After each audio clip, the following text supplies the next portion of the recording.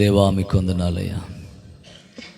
ప్రభు మనతో మాట్లాడడం కోసం మన హృదయాలను ప్రభు వాక్యం కొరకు అప్పగించుకుంటూ ముందుకు కొనసాగుదాం. ప్రార్థన చేద్దాం. మమ్మల్ని మిక్కిలిగా ప్రేమిస్తున్న మా ప్రియ పరలోకపు తండ్రి, ఈ పరిశుద్ధమైన ఘనమైన నామానికి వందనస్తులమై ప్రభువా నిన్ను స్తుతిస్తూ నీ పాద సాన్నిధ్యానికి వస్తూ ఉన్నాం. కనికరించండి, మా పెనదై పాలించండి. ఇదిగో మా జీవితాల్లో ప్రభువా నీ ప్రేమ చొప్పున, నీ వాత్సల్యము చొప్పున మా ఆయుష్ను పొడిగించిన దేవుడివై మాకు మరొక నూతన దినమును బహుమానంగా అనుగ్రహించారు. ఇదిగో ప్రత్యేకమైనటువంటి ఈ ప్రార్థనల్లో 6వ రోజుకు మీరు మమ్మల్ని తోడుకుని వచ్చారు నాయన. అందుకొరకై స్తోత్రాలు చెల్లిస్తున్నాను. ఇదిగో సమయంలో నీ మాటల కొరకే వేచి ఉన్నాం. మాతో మీరు మాట్లాడమని మమ్మల్ని ప్రభువా మీ చేతులకు అప్పగించుకుంటున్నాం. మా ప్రాణాత్మ దేహాలు మీ ఆధీనంలో ఉంచుకోనండి. నిద్రమత్తును కానీ నిర్లక్ష్యాన్ని కానీ మీరు దూరపరచండి అయ్యా. ఆత్మదేవుడా, నీ ఆలోచనలు మీరు బహిర్గతం చేయమని, నీ నడిపింపులో మమ్మల్ని కొనసాగింపు చేయవలసిందిగా కోరుకుంటూ మీకే సమస్త ఘనత మహిమ ప్రభావములు ఆరోపించుకుంటూ నజరేయుడగు యేసుక్రీస్తు శ్రేష్ఠ నామములో ప్రాధేయపడి ప్రార్థించి స్తుతించి ఈ మనవులు అడిగి పొందుకుని ఉన్నాం పరమ తండ్రి. ఆమేన్, ఆమేన్. దేవునికి స్తోత్రం. హల్లెలూయా. చాలామంది ఈ రోజున కొంచెం గైరు హాజరయ్యారు. వాతావరణం సహకరించలేదో, శరీరాలు సహకరించలేదో, అది పని భారం వల్ల మెలకు రాలేదో, ఏ విధం చేతనైనా కొంతమంది ఈ రోజున సన్నగిల్లినటువంటి ఆహారం కనపడుతుంది. బట్ ఏదేమైనప్పటికీ ప్రభు సన్నిధిలో మనం చేరి ప్రభును స్తుతించడానికి ఆయన మనకు అనుగ్రహించినటువంటి సమయం బహు శ్రేష్టమైనదని, ఈ అవకాశాన్ని పోగొట్టుకోకూడదని ప్రభును స్తుతించడానికి, అలాగే ఆయన మాటల చేత బలపరచబడడానికి వచ్చిన మీ అందరికీ కూడా యేసుక్రీస్తు ప్రశస్త నామంలో శుభాలు తెలియజేస్తున్నాను. స్తోత్రం. అందరికీ వందనాలండి. God bless you. సరే, మంచిది. ఈనాటి ధ్యానం కొరకు లేఖనం నుండి ఒక మాట మనం చదువుకుందాం. దయచేసి నాతో లేఖనంలోనికి రండి. లూకా సువార్త 1వ అధ్యాయము 32-33 వాక్యాలు మనం చదువుకుందాం. లూకా సువార్త 1వ అధ్యాయము 32-33 వాక్యాలు చదువుదాం.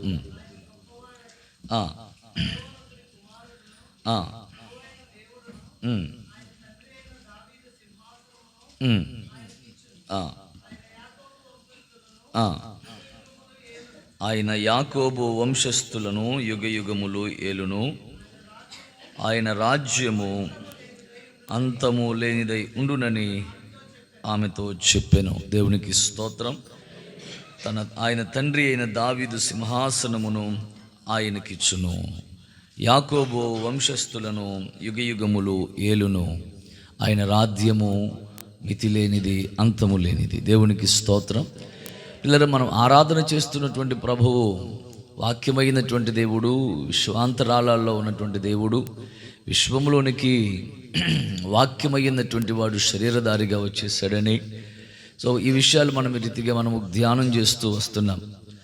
ఆయన యొక్క గుణగణాలు, ఆయన యొక్క ఔన్నత్యాలను మనము అర్థం చేసుకుంటున్నాం. ఆయన మనసులో ఉన్నటువంటి ఆలోచనలు ప్రభు బహిర్గతం చేస్తూ ఉండగా మన జీవితాలు ఆశీర్వాదకరంగా మలచబడాలని, మనము రూపాంతరపరచబడాలని, మనం ఆశీర్వాద పదములో, విజయ పదములో ఊరేగించబడాలి అనేటువంటి దేవుని యొక్క తపనను మనం చూస్తున్నాం. ఈరోజు కూడా ప్రభు మనతో నేర్పిస్తున్న మనకి పాఠం ఏంటంటే, ఆయన సర్వోన్నతుడైనటువంటి దేవుని కుమారుడు. స్తోత్రం. ఈ సర్వోన్నతుడైనటువంటి దేవుని కుమారుని గురించి ప్రవచన వాక్యాలు చెప్పిన రీతిగానే, ప్రవచనాలు చెప్పిన రీతిగానే గబ్రియేలు దేవదూత మరియకు ప్రత్యక్షమై చెబుతున్నటువంటి మాటలు ఇవి. ఆయన తన తండ్రి అయినటువంటి ఆ దావీదు సింహాసనమును నేను ఆయనకి ఇస్తాను. స్తోత్రం చెప్దాం. హల్లెలూయా. అంటే ఆ సింహాసనము, దావీదు యొక్క సింహాసనం ఇస్తానని చెప్పినప్పుడు దావీదుకి ఏ మాటలు చేశాడు, ఏ వాగ్దానం చేశాడు, ఆ వాక్యం ఏంటంటే, దావీదుకు ప్రభు చెప్పాడు, నీ సింహాసనం మీద సూర్యుడు ఉన్నంత వరకు వారసుడు ఉంటాడు అని ప్రభు చెప్పారు. దేవునికి స్తోత్రం. అంటే భవిష్యత్తు ఎరిగినటువంటి దేవుడు.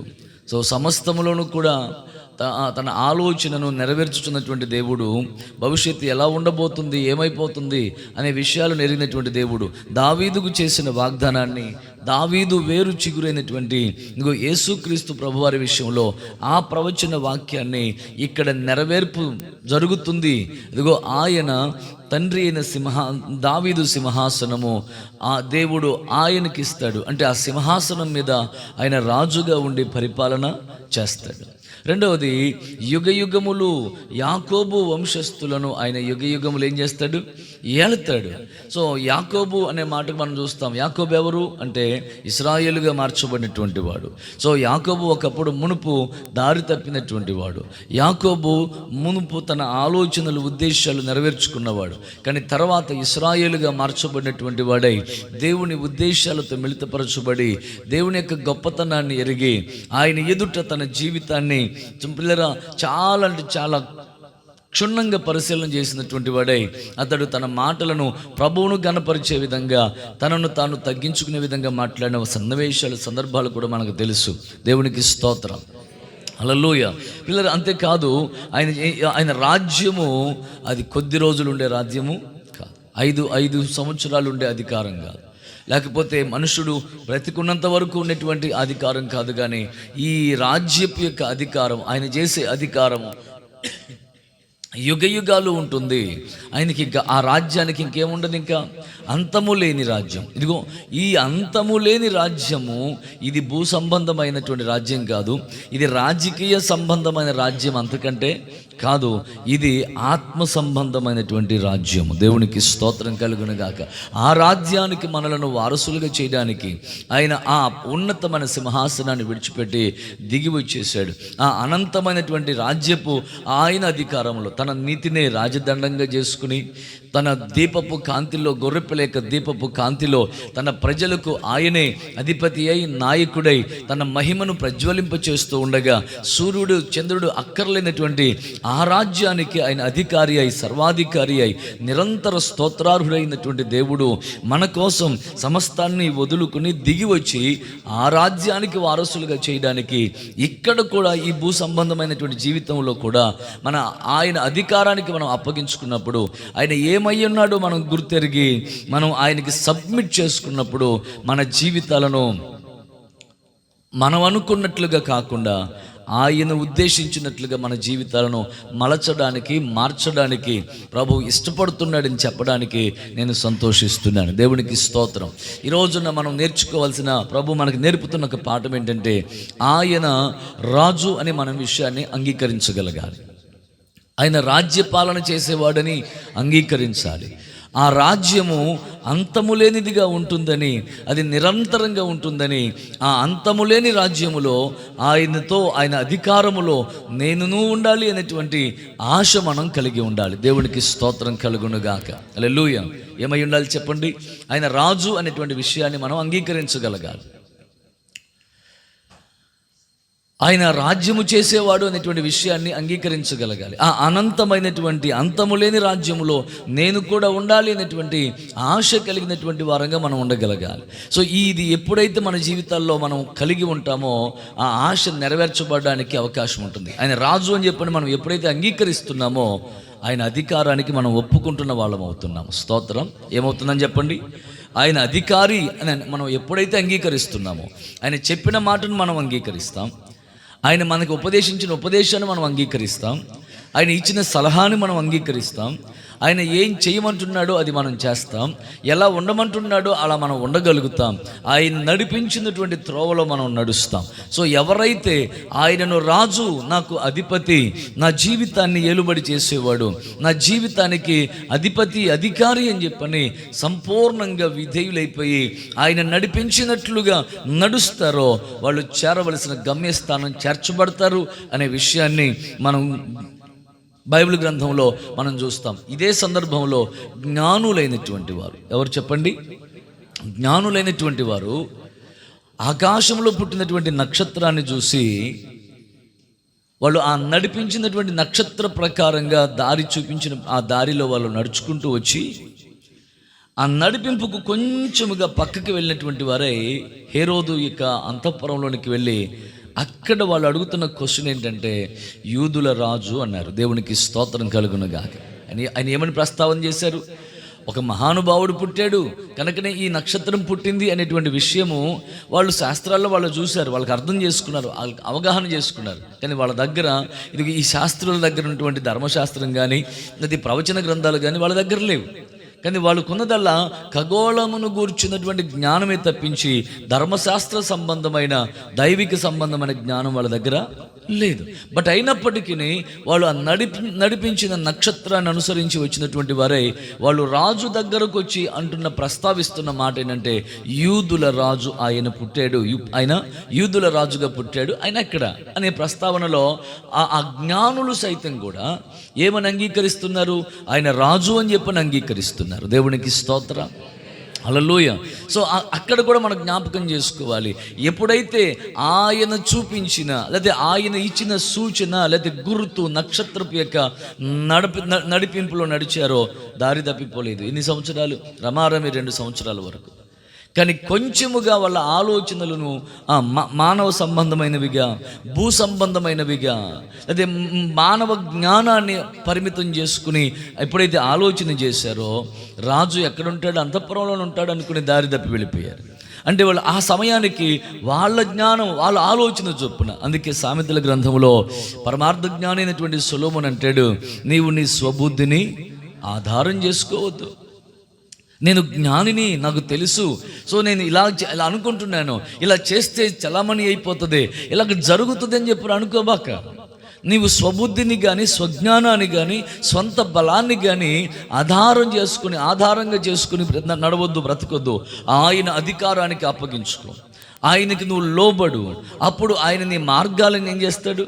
సరళం చేస్తాడు. నువ్వు దారి తప్పిపోకుండా, నీవు ప్రక్కదారుల్లోనికి వెళ్ళిపోకుండా, నీ జీవితము అటు ఇటు కాకుండా అస్తవ్యస్తం కాకుండా ఉండడం కొరకు ఆయన నీవు నడవవలసిన త్రోవలో నిన్ను నడిపిస్తాడు. నేను నీ మీద నా కనుదృష్టి నువ్వు నిలిపి నేను నీకు ఆలోచన చెప్తాను, నీవు నడవవలసినటువంటి మార్గాన్ని నేను నీకు ఉపదేశిస్తాను అని చెప్పినటువంటి దేవుడు దేవదూతల మీద తన కన్ను పెట్టట్లా. కానీ ఆయన పిల్లలమైన మనమేదే తన కనుదృష్టిని నిలిపినటువంటి వాడై ఆలోచన చెప్తున్నాడు, ఉపదేశపు మార్గాన్ని ఉపదేశిస్తున్నాడు, ఏ మార్గంలో నడవాలో మనకి నేర్పిస్తున్నాడని చెప్పడానికి నేను సంతోషిస్తున్నాను. స్తోత్రం. అలా మన మీదనే కనుదృష్టిని నిలిపి మన కోసమే మన జీవితాలను అదిగో ఆ అంతము లేని రాజ్యానికి, ఆ అనంత రాజ్యానికి హక్కుదారులుగా చేయడానికి ఆయన నడిపింపులో మనము సరి అయిన దారిలో, చక్కని త్రోవలో, పచ్చిక బయలు చెంతకి, శాంతికరమైన జలముల చెంతకి నడిపిస్తూ ఉండగా మనం నడిపించబడిన వారమై అన్ని విషయాల్లో నిర్భయులమై నెమ్మది కలిగి సంతోషముతో మన ప్రయాణాన్ని, మన జీవితాన్ని కొనసాగించాలని ప్రభు ఆరాటపడుతున్నాడు. కనుక ఈ రోజున మనం నేర్చుకునే మంచి పాఠం ఏంటంటే, నేను నా ఇష్టం చొప్పున కాకుండా, నా ఆలోచన చొప్పున కాకుండా, అదే మనుషుల ఆలోచన చొప్పున కాకుండా, అపవాది తలంపుల చొప్పున కాకుండా, నేను దేవుని ఆలోచన, దేవుని జ్ఞానము, దేవుని మాట, దేవుని నడిపింపు చొప్పున నా జీవితాన్ని నేను కట్టుకోవాలి అనే ఒక తీర్మానానికి మనం రాగలగాలి. దేవునికి స్తోత్రం, హల్లెలూయా. ఎవరైతే ఆయనను రాజుగా గుర్తించి ఆ అధికారానికి అప్పగించుకుని సబ్మిట్ చేసుకుని ఆరాధన చేశారో దేవుడు వారిని ఘనపరిచాడు, వారి ఎడల దేవునికి ఉన్న ఉద్దేశాలు నెరవేర్చాడు. దేవునికి స్తోత్రం, హల్లెలూయా. జ్ఞానులు ఆయనను రాజుగా చేసుకున్నారు, రాజుగా అంగీకరించారు, ఆయనను ఆరాధించడం కోసం వచ్చారు, ఆరాధించి ఆనందించారు. వారిని ఇదిగో ఏటేట కాదు, ప్రతి నిత్యము కూడా వాళ్ళు కీర్తించబడుతున్నట్లుగా వాళ్ళు ఘనపరచబడుతున్నారు. వాళ్ళు జ్ఞానులకే జ్ఞానం అవసరమైంది. వాళ్ళు అంత దూరం, ఎన్ని అవాంతరాలు వచ్చినా, ఎన్ని అడ్డంకులు వచ్చినా, అది కొద్ది రోజులే ప్రయాణం కాదు, కానీ సుదీర్ఘమైన సంవత్సరాల ప్రయాణం అని తెలిసినా కూడా వాళ్ళు వెనకాడలా, పట్టు విడవలేదు. ఇక్కడ మీకు ఒక మాట చెప్పి నేను ముందుకెళ్తాను. మనం సహజంగా గ్రీటింగ్ కార్డ్స్లో అక్కడ ఇక్కడ మనం 3 జ్ఞానులనే అనుకుంటాం. మనం కొంతమంది బైబిల్ పండితులు చెప్పే మాట ఏంటంటే 4 వచ్చారని చెప్తారు. ఇంకా మరికొంతమంది చెప్పే మాట ఏంటంటే జ్ఞానులు సమూహంగా, గుంపుగా వచ్చారు అని చెప్పని అంటారు.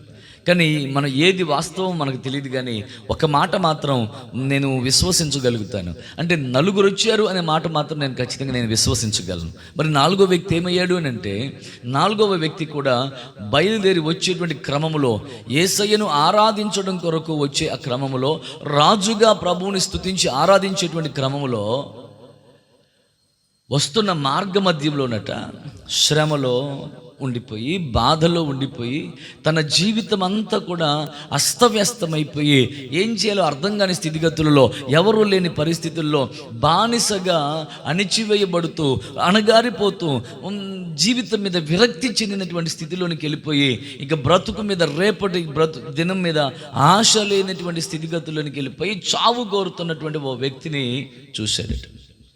చూసి ఇప్పుడు ఈ వ్యక్తి సంతోషంలోనికి రావాలంటే, ఈ వ్యక్తి ఆ బంధకాల నుంచి, బానిసత్వం నుంచి విడిపించబడాలంటే ఏం చేయాలి? అతనికి బానిస వెల ఇచ్చి బానిసత్వపు బ్రతుకు నుంచి విడిపించాలి. అప్పుడు అతడు స్వతంత్రుడవుతాడు, అతడు సంతోషంతో ఉండగలుగుతాడు, తన జీవితాన్ని ఆనందంగా కొనసాగించడానికి హేతు అవుతుంది. కనుక 3 జ్ఞానులు వచ్చి ఆయన రాజు అని చెప్పని బంగారం అర్పించారు.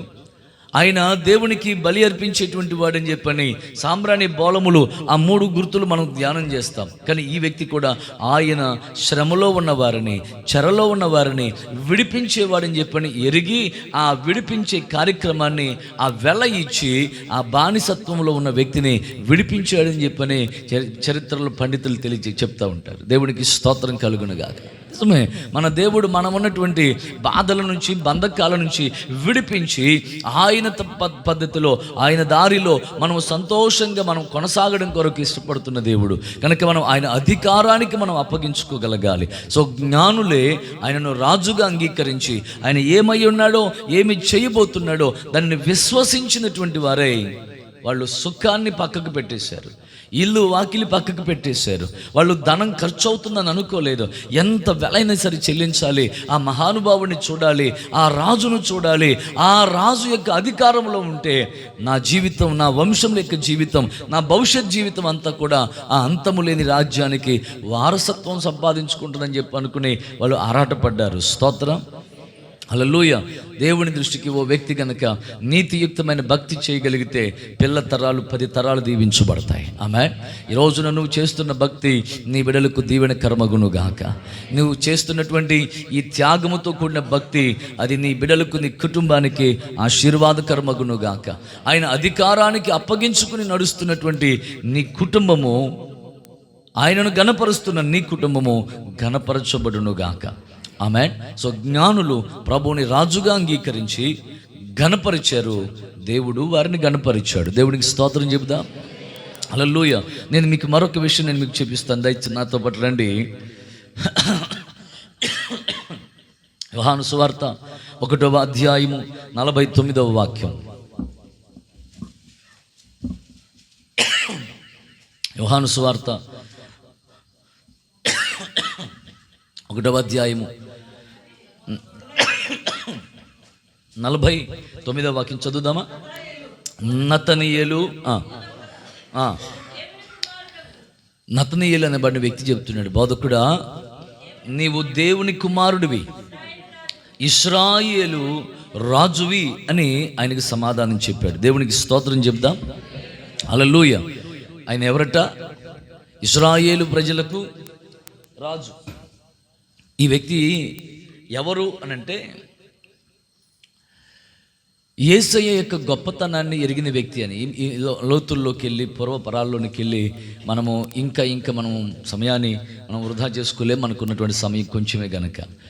ఈ నతనీయేలు క్రీస్తుని గురించి ఉన్నటువంటి వాడు. సో తను ఎక్కడో చెట్టు కింద ఉన్నాడు. చెట్టు కింద ఉన్నటువంటి ఈ వ్యక్తిని ప్రభువు ముందే చూశాడు. దేవునికి స్తోత్రం. ఆయన ఎక్కడున్నాడో, ఆయన ఎలా ఉన్నాడో, ఏమై ఉన్నాడో అనే విషయాన్ని ఆయన చూసినటువంటి వాడే.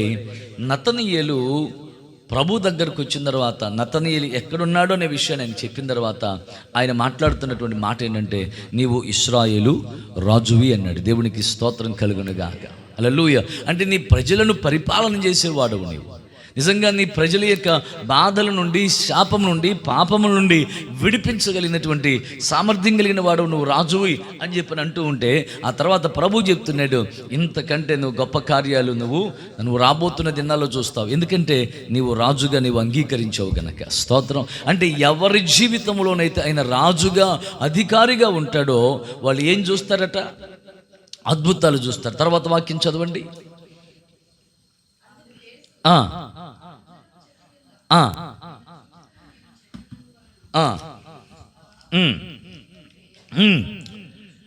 వీటికంటే అనండి అందరూ మాట. వీటికంటే ఆ తర్వాత చెప్పండి మీరు. వీటికంటే ఇప్పుడు వరకు చూసిన దానికంటే, ఆమె ఇప్పటి వరకు మన జీవితంలో మనం అనుభవించిన దానికంటే గొప్ప కార్యాలు చూస్తావు. ఎందుకని? నువ్వు రాజుగా నా అధికారానికి, నా ఆలోచనకి, నా ఉద్దేశానికి, నా తలంపులకు నీవు విధేయత చూపించిన వాడవై, ఎరిగిన వాడవై, నువ్వు మాట్లాడిన మాట ఉంది చూసావా, నువ్వు నడిచిన నడతుంది చూసావా, నువ్వు ఆ చెట్టు కింద ఉన్నావు అని చెప్పన్న విషయం నేను తెలుసుకుని చెప్పానని బట్టే కాదు కదా. హల్లెలూయా. నేను ఇశ్రాయేలు రాజునని చెప్పని నీవు అంగీకరించి నీవు చేసిన దానిని బట్టి నువ్వు వీటికంటే గొప్ప కార్యాలు ఈ రోజున కూడా నేను చెప్తున్నాను బిడ్డ. ఈ క్రిస్మస్ దినాల్లో, ఈ ప్రత్యేకమైనటువంటి ఈ 21 రోజుల ప్రార్థనలో మనం ఆయనను రాజుగా చేసుకుని మన జీవితానికి, ప్రభువా ఇప్పటి వరకు నా ఇష్టం చొప్పున చేశాను, నా ఆలోచన చొప్పున చేశాను, కానీ నా ఇష్టము, నా ఆలోచన కొన్ని సందర్భాల్లో కన్నీటికి కారణమైంది, బాధకు కారణమైంది, ఓడిపోవడానికి కారణమైంది, ఒంటరితనానికి కారణమైంది, దారి తప్పిపోవడానికి కారణమైంది. కానీ నీ నడిపింపు మాత్రము ఆశీర్వాదానికి, ఆనందానికి, అద్భుతానికి హేతు అవుతుంది నాయన. కనుక నీ అధికారంలో నేను నడుస్తాను స్వామి అని ప్రభువు యొక్క అధికారానికి మనం ఈ దినాల్లో సంపూర్ణంగా మనం అప్పగించుకోగలిగితే నిశ్చయంగా మన కన్నులు అద్భుతాన్ని చూస్తాయి. ఆమేన్. హల్లెలూయా. జ్ఞానులు ఆయనను, ఈ మాట నోట్ చేసుకోండి, జ్ఞానులు ఆయనను రాజుగా అంగీకరించారు. ఆయనను రాజుగా అంగీకరించి ప్రభువును ఘనపరిచారు. బహుమతులు ఇచ్చి ఆయన ఏమై ఉన్నాడో గుర్తెరిగి ఆయనను ఘనపరిచారు. ఆయనను ఘనపరిచి ఆరాధించిన జ్ఞానులను ప్రభువు ఘనపరిచాడు. ఆయన ఇశ్రాయేలు రాజు అని చెప్పని ఒప్పుకున్నటువంటి నతనయేలును ప్రభు చెప్పాడు, ఇదిగో నువ్వు నా అధికారానికి ఒప్పుకుంటున్నావు గనక నువ్వు అద్భుతాలు చూస్తావని చెప్పన్నాడు. ఈరోజు కూడా నీవు కూడా ఆ అధికారానికి అప్పగించుకో, ఖచ్చితంగా కార్యాలను చూస్తావు. నీకు మరొక మాట చెప్తున్నాను చూడండి. మత్తయి సువార్త 16వ అధ్యాయం 16వ వాక్యం. మత్తయి సువార్త 16వ అధ్యాయం 16వ వాక్యం. సీమోను పేతురు, నీవు సజీవుడవైన దేవుని చదువుదాం. సజీవుడవైన దేవుని క్రీస్తు అని చెప్పాడు. దేవునికి స్తోత్రం కలుగునుగా. హల్లెలూయా. ఆ సందర్భము ప్రభు అడుగుతున్నాడు, వెంబడిస్తున్నటువంటి జనాలను చూసి, గుంపులుగా వెంబడిస్తున్న ప్రజలను చూసి వెంటనే శిష్యులను అడుగుతున్న ప్రశ్న, పేతురు, ఈ ప్రజలందరూ కూడా నన్ను గురించి ఏమనుకుంటున్నారయ్యా అని చెప్పనంటే ఆయన చెప్తున్న మాట చూడండి ఒకసారి. 16:13 నుంచి నేను చదువుతున్నాను. యేసు ఫిలిప్పుదైన కైసరే ప్రాంతములకు వచ్చి, మనుష్య కుమారుడు ఎవడని జనులు చెప్పుకొనుచున్నారని తన శిష్యులను అడగగా, వారు కొందరు బాప్తిస్మమిచ్చు యోహాననియు, కొందరు ఏలియా అనియు, మరి కొందరు యిర్మీయా అనియు, లేక ప్రవక్తలలో ఒకడనియో చెప్పుకొనుచున్నారనిరి. అందుకాయన, మీరైతే నేను ఎవడనని చెప్పుకొనుచున్నారని వారిని అడిగాను. అందుకు సీమోను పేతురు, నీవు సజీవుడగు దేవుని కుమారుడవైన క్రీస్తువి అని చెప్పాడు. దేవునికి స్తోత్రం కలుగునుగాక. హల్లెలూయా. ఆ దేవుని ప్రియులారా, ఆ మాటకు అర్థం ఏంటంటే, క్రీస్తు అనే మాటకు అర్థం ఏంటంటే అభిషిక్తుడు. అభిషిక్తుడు దేనికి అభిషిక్తుడు అంటే అభిషేకించబడి పంపబడినటువంటి వాడు. శ్రమలో ఉన్నవారిని, బాధలో ఉన్నవారిని విడిపించడం కొరకు పంపబడినవారు. ఒక రకంగా ప్రజలు అలాగే అనుకున్నారు, ఎందుకంటే ఆయన అద్భుతాలు చేస్తున్నాడు, శ్రమలో ఉన్నవారిని విడిపిస్తున్నాడు, కనుకనే ఆయన ఏలియా అనుకున్నారు. అంటే ఏలియా ఏం చేశాడు? అద్భుతాలు చేశాడు, దేవుని గురించినటువంటి సమాచారాన్ని, సందేశాన్ని ఇచ్చాడు. సో బాప్తిస్మం ఇచ్చి యోహాను ఏం చేశాడు? ఇదిగో దేవుని మార్గము సరళం చేయబడగలిగినట్లుగా పాప క్షమాపణ నిమిత్తమై ఆయన వాక్యం చెప్తూ వచ్చాడు. ప్రజలు నడవవలసినటువంటి విధానాలను చెప్తూ వచ్చాడు. సైనికుడు ఎలా ఉండాలో, ఉద్యోగి ఎలా ఉండాలో, సాధారణమైన మనుషుడు ఎలా ఉండాలో ఉపదేశం చేస్తూ అరణ్యములో దేవుని మార్గాన్ని సరళం చేస్తూ వచ్చాడు. కనుక ఈయన కూడా పరలోకాన్ని గురించినటువంటి వార్త చెబుతున్నాడు. కనుక ఈయన బాప్తిస్మం ఇచ్చి యోహాను అని చెప్పని అనుకున్నారు కొంతమంది. ఇర్మియా అనుకున్నారట కొంతమంది. ఎందుకు ఇర్మియా? ప్రజలందరూ కూడా వినకపోయినా, పట్టించుకోకపోయినా, దారి తొలగిన స్థితిగతులలో ఉన్న బలత్కారులుగా, చోరులుగా, దొంగలుగా, వ్యభిచారులుగా, ఒకరినొకరి మీద దౌర్జన్యం చేసుకునేటువంటి వారుగా, మాట విననొల్లని వారుగా ఉన్నటువంటి వారి విషయంలో కన్నీరు కార్చి ప్రార్థన చేసి వారి మేలు కొరకు తపన పడిన వాడు కదా, అలాగే ఈయన కూడా చేస్తున్న పనిదే కదా అని చెప్పని ఇర్మియా అని చెప్పని అనుకున్నారు. లేదు, ప్రవక్తలు కూడా చేసిన పని, ప్రవక్తలు ఎవరో ఒకడో అనుకున్నారట. కానీ మరి నువ్వేమనుకుంటున్నావు? నీవు ఓ ప్రత్యేకమైన పని నిమిత్తమై అభిషేకించబడి పంపబడిన సజీవుడైన దేవుని కుమారుడవు అని చెప్పాడు. స్తోత్రం. అంటే ఆయన ఉద్దేశం, ఇంటెన్షన్ ఏంటంటే నీవు అధికారము కలిగినటువంటి వాడు. దేనికంటే విడిపించుట కొరకు. స్తోత్రం. నీవు అధికారము కలిగి పంపబడినటువంటి వాడవు. నువ్వు నీ ప్రజలను ఏలుబడి చేయడం కొరకు, వారి పాపముల నుండి వారిని విడిపించడం కొరకు అధికారము కలిగినటువంటి వాడవు, వారిని ఏలుట కొరకు. మత్తయి సువార్త 1:21 ఉన్న రీతిగా చదవండి. మత్తయి సువార్త 1:21. ఆమె ఒక కుమారుని కనును, తన ప్రజలను వారి పాపముల నుండి ఆయనే రక్షించును గనుక ఆయనకు యేసు అను పేరు పెట్టుదువనెను. ఆయన ఏం చేస్తాడు? తన పాపముల నుంచి, వారి పాపముల నుంచి విడిపించి రక్షించే రాజు. దేవునికి స్తోత్రం. అందుకోసం అభిషేకించబడి పంపబడిన సజీవుడైనటువంటి దేవుని కుమారుడువు నీవు అని చెప్పినటువంటి ఆ మాటకు ప్రభు వెనువెంటనే కంటిన్యూషన్గా చదవండి. అందుకు యేసు, సీమోను బరయోన నీవు ధన్యుడవు. ఆమేన్. ఏమైపోయింది జీవితం చెప్పండి ఒకసారి. ఆయనను అధికారిగా చేసుకున్న వ్యక్తుల యొక్క జీవితాలు ధన్యమవుతుంది. ఆమేన్. డబ్బును కలిగిన వారి జీవితం ధన్యము కాదు. లేకపోతే చాలా పలుకుబడి, హోదా, సమాజంలో అధికారము కలిగిన వ్యక్తి కాదు, సర్వాధికారి అయిన దేవుని యొక్క అధికారంలో ఉన్నటువంటి అతడు భౌతికంగా అధికారి కావచ్చు, కానీ సర్వాధికారి యొక్క అధికారంలో ఉన్నటువంటి వ్యక్తి యొక్క జీవితం ధన్యమవుతుంది. స్తోత్రం కలుగునుగా. నిజమే. ఆ వ్యక్తి యొక్క జీవితాలు, అలాంటి వ్యక్తుల జీవితాలే. బహుశా వాళ్ళకి డబ్బు లేకపోవచ్చు, ఆరోగ్యం లేకపోవచ్చు, లేదా ఆదరించే మనుషులు లేకపోవచ్చు, కానీ ఆ వ్యక్తి యొక్క జీవితం ధన్యమవుతుంది. ఎందుకో తెలుసా? ఆ అనంత రాజ్యానికి, అంతము లేని రాజ్యానికి ఆ వ్యక్తి వారసుడు అవుతాడు. గనక బేదలాజర్కి ఏమీ లేవు కదండి, కానీ అతడి జీవితం ఏమైపోయింది? ధన్యమైంది. కానీ ధనవంతుడికి అన్నీ ఉన్నాయి, కానీ ఏమి లేదు, ధన్యకరమైన జీవితం లేదు. మనుషులు ధన్యుడు నువ్వు పెట్టి పుట్టావన్నారు, నీ చేతికి ఎముక లేదు, నువ్వు ధారాళంగా నువ్వు దాతృత్వం చేసే మనిషి అన్నారు. బహుశా ఏవో కార్యక్రమాలు, దాన ధర్మాలు చేసినటువంటి వ్యక్తి కావచ్చు, లేదా మనుషులను భజంత్రీలు వాయించేటువంటి మనుషులను, భజన చేసేటువంటి వ్యక్తులను పోగు చేసుకుని తిరగవచ్చు. నువ్వు ధన్యుడివి, సూపర్ అని చెప్పనొచ్చు. కానీ దేవుని దృష్టిలో అతని జీవితం ధన్యము కాలే. కానీ ఎవరి జీవితం ధన్యమైందంటే రాజుగా ఉన్నటువంటి ఆయన వైపు చూస్తూ ఆ అనంత రాజ్యాన్ని ఎలుబడి చేసే, నీతినే రాజదండంగా చేసుకుని తన మహిమను ప్రకాశిస్తూ పరిపాలన చేసే ఆ రాజ్యానికి ఆయన అధిపతి, ఆ రాజ్యానికి నన్ను హక్కుదారునిగా చేస్తాడని విశ్వసిస్తూ బాధ అయినా, శ్రమ అయినా, ఒంటరితనమైన, ఆకలి దప్పులతో ఉన్న స్థితిగతులైనా సరే ఆయన వైపే చూస్తూ వచ్చినటువంటి లాజరుని అబ్రాము రొమ్మున ఆనుకునే కృపించాడు. దేవునికి స్తోత్రం కలుగునుగా. హల్లెలూయా. నా దేవుని పిల్లరా, నేను తెలియజేస్తున్న ఒక మంచి మాట, ఆయన అధికారానికి అప్పగించుకున్నటువంటి ఏ వ్యక్తులనైనా సరే ప్రభువు ఆయన విడిచిపెట్టే దేవుడు కాదు. ఈ రోజున మనము నేర్చుకుంటున్నటువంటి విషయాలు, ఆయనను మనం రాజుగా మనం అంగీకరించగలగాలి, ఆయన అధికారానికి మనం సంపూర్ణంగా అప్పగించుకోగలగాలి. ఆమేన్. ఇంకొక విషయం కూడా చెప్పేసి నేను ముందుకెళ్ళిపోతాను. చూడండి, మనకందరికీ తెలిసినటువంటిది, యేసుక్రీస్తు ప్రభువారు కల్వరిలో ప్రాణం అర్పించేటువంటి సమయంలో సిలువ వేయబడ్డారు. అటుప్రక్క ఇటుప్రక్క కూడా ఇద్దరు దొంగలు ఉన్నారు. ఆ ఇద్దరు దొంగల్లో ఒక వ్యక్తి అనే మాట ఏంటి? ఒక వ్యక్తి, నువ్వు రక్షించేవాడు అయితే నన్ను కూడా రక్షించవచ్చుగా, నువ్వు అద్భుతాలు చేస్తున్నావు, అదేదో అద్భుతం చేసి మనం ఈ సిలువ మీద నుంచి దిగిలిపోయేటివి చేయొచ్చుగా. బహుశా తనలో ఉన్నటువంటి భూ సంబంధమైనటువంటి విషయాల మీద ఉన్న మనస్సును వ్యక్తపరుస్తూ అతడు మాట్లాడుతున్నాడు.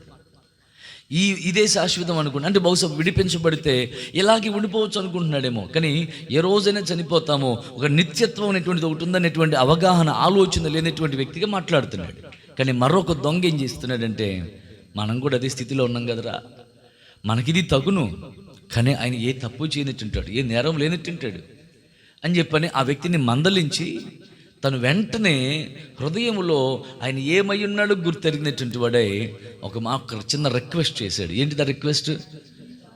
నీవు రాజ్యంతో వస్తావు, నువ్వు రాజ్య పరిపాలన చేస్తావు, నువ్వు నీ రాజ్యంతో వచ్చేటప్పుడు బాబు దయతో నన్ను జ్ఞాపకం చేసుకోను ఆయన, నేను నీ అధికారంలో ఉండాలనుకుంటున్నాను. ఏదో జీవితం అంతా ఇలాగ అయిపోయింది, తెలిసి చేశానో తెలియక చేశానో, అవకాశాలు లేదా లేక చేశానో రాక చేశానో, ఏదో అయిపోయింది. కానీ నేను మాత్రం ఈ సమయంలో విశ్వసిస్తున్నా, అసలు మేము చేయాల్సిన పనులకి మాకు శిక్ష సబబే, కానీ నీవు పడుతున్నావు చూసావా, ఆ నీ మంచితనము, నీ త్యాగము, నీ ప్రేమ గుణము, ఇది ఎవరికి ఉంటుంది అంటే రాజుకే ఉంటుంది. స్తోత్రం. ఎవరికి ఉంటుంది? రాజుకి ఓర్చుకునే మనసు ఉంటుంది, ప్రజల క్షేమం కోరి తన ప్రాణమును పణంగా పెట్టగలిగిన మనస్సు ఉంటుంది. ఇది రాజలక్షణం. అది ఎంత శ్రమ అయినా ఎంత బాధ అయినా సరే ఓర్చుకుని తాను అప్పగించబడినటువంటి పనిని చక్కగా నిర్వర్తించే లక్షణం రాజుకే ఉంటుంది. సో కనుక నీవు రాజువి, నువ్వు రాజ్యస్థాపన చేసే దేవుడవు, నీ రాజ్యంతో నువ్వు తిరిగి వస్తావు. ఇతడు చర్చిలో కూర్చునో లేదా సమాజ మందిరంలో కూర్చునో ఉపదేశాలు విన్నటువంటి వ్యక్తి కాదు, కానీ ఆయన క్రియలను ఆయన చూసి తన మనస్సులో తన హృదయంలో తను చేసుకున్న తీర్మానాన్ని నోటితో ఒప్పుకుంటున్నాడు. రోమపత్రికలో మనం చూస్తాం, ఆయన ప్రభువు అని చెప్పని ఎవరైతే హృదయంలో విశ్వసించి నోటితో ఒప్పుకుంటాడో అతడు ఏమవుతాడట? రక్షింపబడతాడట. హృదయంలో విశ్వసించాలి ఆయన ప్రభువని, ఆయన నా జీవితానికి రాజు అని, ఆయన అధికారానికి అప్పగించుకుంటూ హృదయంలో విశ్వసించి, ప్రభువా నీవు నా రాజువి, నీవు నా అధికారివి, నేను నీ ఏలుబడిలో నా జీవితాన్ని కొనసాగిస్తాను అని ఆయనకు అప్పగించుకున్నప్పుడు మనకేం దొరుకుద్దట? రక్షణ దొరుకుతుందట. ఆ రక్షణ ఇప్పుడు సిలువలో ఉన్న దొంగకు దొరికింది. దేవునికి స్తోత్రం. నువ్వు నా రాజువి, నువ్వు రాజ్యంతో వస్తావు, ఆ రాజ్యంలో నన్ను జ్ఞాపకం చేసుకో బాబు అని హృదయంలో ఉన్న విశ్వాసాన్ని నోటితో ఒప్పుకుంటూ మాట్లాడిన ఆ మాటకి దేవుడు చెప్పాడు, నేడే నీవు నాతో కూడా పరదైసులో ఉంటావు అని వెంటనే తనను రాజుగా అంగీకరించిన వ్యక్తికి చేశాడు. స్తోత్రం. చరిత్రలో చాలామంది గొప్పవాళ్ళు కూడా, కాన్స్టంట్ అయినటువంటి రోమన్ చక్రవర్తి కూడా ఆ క్రీస్తు శకం 272 నుంచి 337 వరకు తన జీవితాన్ని కొనసాగించినటువంటి వాడు, యేసుక్రీస్తు ప్రభువారిని తన సొంత రక్షకునిగా అంగీకరించినటువంటి వాడై, ఇదిగో క్రీస్తును రోమా సామ్రాజ్యంలో క్రీస్తు ప్రభుని ప్రకటించుకోవడం, అంగీకరించుకోవడం అనేటువంటిది అధికారికంగా అఫీషియల్గా దాన్ని అనౌన్స్మెంట్ చేసి దాన్ని అధికారికంగా అవకాశం ఇచ్చాడు. దేవునికి స్తోత్రం కలుగును కాదు. రోమన్స్ అంగీకరించే వాళ్ళు కాదు, క్రీస్తుని చిత్రహింసలు చేసి సిలువ వేసినటువంటి వాళ్ళు కదా. సో అలాంటి రోమా చక్రవర్తి క్రీస్తును అంగీకరించినటువంటి వాడై ఆయన రాజు, నా చక్రవర్తనము లేదా నా రాజరికము, నా అధికారము కొద్ది రోజులే ఉంటుంది, కానీ ఆయన సర్వాధికారి. ఆయన రాజ్యం అంతము లేనిదై ఉంటుంది. ఆయన యుగ యుగాలు కూడా యాకోబు వంశస్థులను, అంటే యాకోబుగా ఉన్నవారు ఇశ్రాయేలుగా మార్చబడితే వారిని యుగ యుగాలు ఆయన ఏళ్తాడు అని హృదయంలో విశ్వసించినటువంటి కాన్స్టంటైన్ చక్రవర్తి ప్రభువును అంగీకరించాడు, దేవుని ఘనపరిచాడు. స్తోత్రం. రాజులు, గొప్పవాళ్ళు, చక్రవర్తులు ఆయనను అంగీకరించిన కారణం చేత చరిత్రలో దేవుడు వారిని అద్భుతంగా ఆశీర్వదిస్తూ వచ్చాడు. ఇలా చెప్పుకుంటూ వెళ్తే అగస్టస్ తన పాత జీవితం, పాప జీవితం మార్చేసుకున్నాడు. క్రీస్తు శకం 354 నుండి 430 వరకు బ్రతికినటువంటి వాడు. సో ప్రభువుని అంగీకరించాడు. తర్వాత మార్టిన్ లూథర్ క్యాథలిక్ చర్చ్ నుంచి ఇదిగో పాప పరిహార పత్రాలు అమ్మి సొమ్ము చేసుకుంటున్నటువంటి వ్యక్తులకు అది కాదు నీతిమంతుడు విశ్వాస మూలంగా బ్రతుకుతాడు అన్న మాట చేత పట్టబడినటువంటి వాడై, మార్పు చెందినటువంటి వాడై ప్రభువుని అంగీకరించి ఆయనే పాపములకు పరిహారం చేయువాడని రాజుగా అంగీకరించి ఆయన ఒక అద్భుతమైనటువంటి క్రీస్తు ప్రభువుని ఏకైక రాజుగా ప్రకటించి ఆయన తన జీవితాన్ని సంపూర్ణంగా ప్రభువుకి అప్పగించుకున్నాడు. ఇలా భక్తుడైనటువంటి జాన్ వెస్లీ, మెథడిస్ట్ ఉద్యమ స్థాపకుడు అయిన బిల్లీ గ్రహం గారు, మదర్ తెరిసా, ఇలా చెప్పుకుంటూ వెళ్తే వీళ్ళందరూ కూడా ప్రభువుని రాజుగా అంగీకరించిన వ్యక్తులే. కనుకనే వాళ్ళ జీవితాలను దేవుడు ఏం చేశాడు చెప్పండి? రాజుగా అంగీకరించి ఆయన నడిపింపుగా అప్పగించుకుని ఆయన గణపరిచి గొప్ప చేస్తూ వచ్చిన కారణం చేత దేవుడు వారిని కూడా గొప్ప చేస్తూ వచ్చాడు. ఈ రోజున ఆయన సర్వోన్నతుడైనటువంటి కుమారుడు, ఏదో పశుశాలలో బాలుడిగా పుట్టినటువంటి యేసుని మనం బాలుడిగా చూడకూడదు, కానీ ఆయన సర్వాధికారి అని చూడాలి, ఆయన రాజుగా చూడాలి. ఆ రాజు మన జీవితానికి రాజుగా ఉండగలగాలి, ఆయన నడిపింపుకు మనల్ని మనం సబ్మిట్ చేసుకోగలగాలి, ఆయన చేసే రాజ్యానికి మనం సిద్ధపరచబడగలగాలి. ఆ అంతము లేని రాజ్యంలో యుగయుగాలు ఉండడం కొరకు మనల్ని మనం పురికొల్పుకోగలగాలి. ఆయన ఉపదేశించిన ఉపదేశపు మార్గములో మనం నడవగలిగితే దారి తప్పిపోం, అద్భుతాలు మనం చూస్తాం, ఘనపరచబడతాం, దైవికమైన ప్రత్యక్షతలు మనం పొందుకుంటాం. స్తోత్రం, హల్లెలూయా. ఎన్నో శ్రేష్టమైనటువంటి కృపలను మనం స్వతంత్రించుకోగలుగుతాం. కనుక ఈ క్రిస్మస్ పర్వదినాల్లో ఇప్పటి వరకు నీవు ఏ విధంగా నీ జీవితాన్ని కొనసాగించావో తెలియదు, కానీ ఈ రోజైనా సరే, ఈ క్రిస్మస్ దినాల్లోనైనా సరే, ఈ సంవత్సరం, ఈ 2025వ సంవత్సరం క్రిస్మస్ డేట్ అనేటువంటిది అది పండితులు నిర్ణయించారు. ఆ రోజే పుట్టాడు అని నిర్ధారణ దాఖలాలు ఏమైనా ఉన్నాయా చూపించండి అని చెప్పని చాలామంది అంటున్నారు. కానీ డిసెంబర్ 25 ఆయన పుట్టాడని చెప్పడానికి రుజువులు ఉన్నాయి. దేవునికి స్తోత్రం కలుగునుగాక. హల్లెలూయా. ఎందుకని అంటే 8వ రోజు ఆయన దేవాలయంలోనికి వెళ్ళాడని వాక్యం చెప్తుంది. 8వ రోజు దేవాలయంలో ఆయనకి ఏం చేశారో అనే విషయాన్ని, ఏ కార్యక్రమాలు జరిగాయో అనే విషయాన్ని చరిత్రలో అది నమోదు చేసి పెట్టారు. సంఘంలో కావచ్చు, చరిత్రలో కావచ్చు, అది ఏం జరుగుతుందో చరిత్ర రికార్డులో ఉంది. ఆ రికార్డులో 8వ రోజు అంటే ఖచ్చితంగా ఎప్పుడు చెప్పండి, మళ్ళా జనవరి 1 రోజే. దేవునికి స్తోత్రం. అంటే అక్కడి నుంచి 8 రోజులు వెనక్కి వస్తే డిసెంబర్ 25 అవుతుంది. సో 25 పుట్టాడు అని చెప్పడానికి సాక్ష్యాధారాలు, రుజువులు కనపడుతున్నాయి. కానీ నీకు ఆ రుజువులు ఒకవేళ నీకు అర్థం లేకపోయినా ఆయన చేసిన కార్యాలు, ఆయన ఆయన చేత మార్చబడిన మనుషులు, ఇవన్నీ కూడా సాక్ష్యాలే. ఆయన ఈ భూమి మీద నీకు పుట్టాడు అని. ఆయన సర్వాధికారి అయినటువంటి వాడు, నిరంతరము స్తోత్రార్హుడైనటువంటి వాడు, తనను తాను తగ్గించుకుని సమస్తాన్ని విడిచిపెట్టి వచ్చేసాడన్నటువంటి ఆధారాలు అవి కనపడుతూ ఉండగా, వినబడుతూ ఉండగా, కనబడిన దాన్ని చూసి నమ్మేవారి కంటే కనబడకుండానే వినబడిన దానిని బట్టి విశ్వసించేవారు ధన్యులు. దేవునికి స్తోత్రం కలుగునగా. కనబడితేనే నమ్మడం కాదు, కనబడకపోయినా నీకు వినబడిన, ప్రకటించబడినటువంటి దానిని నీవు విశ్వసించి నమ్మగలిగితే నువ్వు ధన్యకరమైన జీవితాన్ని నువ్వు కొనసాగించిన వ్యక్తి అవుతావు. ఈ రోజున ప్రభు మనకి నేర్పిస్తున్న పాఠం ఏంటంటే, ఆయన, నాతో పాటు ఈ మాట చెప్పండి, మనం అందరం ఒప్పుకోలుతో ఈ మాట చెప్పగలగాలి. ఆయన నా జీవితానికి రాజు, నేను ఆయన అధికారములో ఉండాలి. ఆయన సిద్ధపరిచిన, ఆయన చేయబోతున్న రాజ్యములో నేను ఉండాలి. ఆ అంతము లేని అనంతమైన రాజ్యములో, ఆయన ఏలుబడిలో నేను ఉండాలి. ఈ మాట ప్రభుతో చెబుతూ, అందుకు నన్ను బలపరచయ్యా, అందుకు నన్ను సిద్ధపరచయ్యా, నీ అధికారానికి ఒప్పుకుని నడవగలిగినటువంటి సామర్థ్యం నాకు దయచేయి. ఇప్పటి వరకు నా ఆలోచనల చేత నడిచాను, నా ఉద్దేశాల చేత నడిచాను, మనుషుల ఆలోచనల చేత నడిచాను.